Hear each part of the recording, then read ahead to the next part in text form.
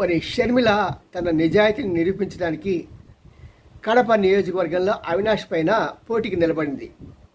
తాజా వార్త. మరి తర్వాత జరిగే పరిణామాలు ఎలాగుంటాయో ఏమో తెలియదు, కానీ మరి ఇలా డైరెక్ట్గా అటాక్ చేయటం అనేది చాలా గొప్ప విషయమే. ఎందుకంటే ఇది షర్మిల నిబద్ధతకు, అదేవిధంగా కాంగ్రెస్ పార్టీ యొక్క నిబద్ధతకు ఒక కొలమానంగా చెప్పుకోవచ్చు. ఎందుకంటే చాలామంది ఇప్పటికీ కూడా అన్నా చెల్లెలు ఇద్దరు కూడా వాళ్ళు డ్రామా ఆడుతున్నారు అనే దానికి ఆ విషయాన్ని ఇప్పుడు పక్కతోటి జరిగింది. అంటే ఇంకా దానికి అవకాశం లేకుండా పోయింది.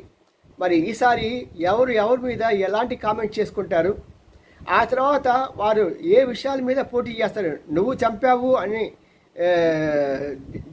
వైసీపీ పార్టీ వాళ్ళు కనుక షర్మిల మీద అభియోగం ఆల్రెడీ చేశారు కాబట్టి షర్మిల కూడా మరి ఊరుకోదు.